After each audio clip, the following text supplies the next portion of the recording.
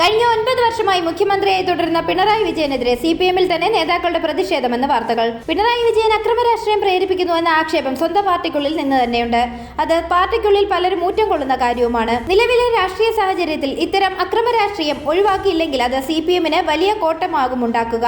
തന്റെ private secretary സ്ഥാനത്തേക്ക് A Pradeep കുമാറിനെ പിണറായി കൊണ്ടുവരുന്നത് ഇങ്ങനെ പല ഉദ്ദേശങ്ങളോടും കൂടിയാണ്. കോഴിക്കോട് നോർത്ത് മണ്ഡലത്തിൽ നിന്നും 3 തവണ വിജയിച്ച വ്യക്തിയാണ് എ പ്രദീപ് കുമാർ. കേരളത്തിലെ മികച്ച MLA-മാരുടെ ലിസ്റ്റിൽ ഉണ്ടായേക്കാവുന്ന നേതാവാണ് എ പ്രദീപ് കുമാർ. പാർട്ടിക്ക് അതീതമായി ജനപിന്തുണയുള്ള നേതാവാണ് അദ്ദേഹം. CPM കണ്ണൂർ ജില്ലാ സെക്രട്ടറിയായി തിരഞ്ഞെടുത്തതിനെ തുടർന്ന് AK രാഗേഷ് സ്ഥാനം ഒഴിഞ്ഞ ചുമതലയിലേക്കാണ് പ്രദീപ് കുമാർ എത്തിയത്.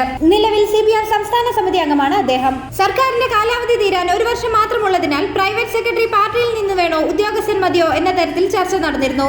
അവസാന വർഷം നിർണായകമായതിനാൽ മുഖ്യമന്ത്രിയുടെ ഓഫീസിനെ ജാഗ്രതയോടെ നയിക്കാൻ രാഷ്ട്രീയ പശ്ചാത്തലമുള്ളയാൾ വരുന്നതാണ് ഉചിതമെന്ന നേതാക്കളുടെ അഭിപ്രായം കൂടി പരിഗണിച്ചാണ് പാർട്ടി മുൻ MLA-യെ ഈ സ്ഥാനത്തേക്ക് നിയമിച്ചത്. ഇതിനു പിന്നിൽ MA ബേബി ഉൾപ്പെടെയുള്ള നേതാക്കളുടെ തീരുമാനവുമുണ്ട് എന്നാണ് പറയപ്പെടുന്നത്.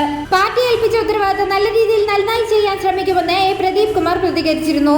ശക്തമായി പ്രവർത്തിക്കുന്ന സംവിധാനം മുഖ്യമന്ത്രിയുടെ ഓഫീസിലുണ്ട്. പാർട്ടി നിയോഗിക്കുന്ന ഒരു ചുമതല ഏറ്റെടുക്കുന്നു. മുഖ്യമന്ത്രി ഇക്കാര്യം അറിയിച്ചിരുന്നു. പാർട്ടി ഏൽപ്പിച്ച ഉത്തരവാദിത്തം നല്ല രീതിയിൽ നന്നായി ചെയ്യാൻ ശ്രമിക്കും. സർക്കാരിന്റെ 3-ാം ഊഴം എന്നത് സമൂഹം തീർച്ചപ്പെടുത്തിയ കാര്യമാണ്. അതിനായി ശ്രമിക്കുമെന്ന് പ്രദീപ് കുമാർ പറഞ്ഞിരുന്നു. പാർട്ടിക്ക് അതീതമായി ജനപിന്തുണയുള്ള ഈ നേതാവിനെ കഴിഞ്ഞ തവണ തിരഞ്ഞെടുപ്പിൽ നിന്നും ഒഴിവാക്കിയത് മുഖ്യമന്ത്രിയുടെ മരുമകൻ മുഹമ്മദ് റിയാസിനെ കോഴിക്കോട് നിന്നും MLA-ആക്കി മന്ത്രിസ്ഥാനം കൊടുക്കുവാൻ വേണ്ടിയായിരുന്നു എന്ന് വാർത്തകൾ വന്നിരുന്നു. പ്രദീപ് കുമാറിനെ മുഖ്യമന്ത്രിയുടെ പ്രൈവറ്റ് സെക്രട്ടറി ആക്കിയാലും കാര്യമുണ്ടാകില്ല എന്നൊക്കെയാണ് വാർത്തകൾ വരുന്നത്. കണ്ണൂർ ജില്ലയിൽ പാർട്ടിക്കുള്ളിൽ തന്നെ പിണറായി വിജയന് എതിരാളികൾ ഏറെയാണ്.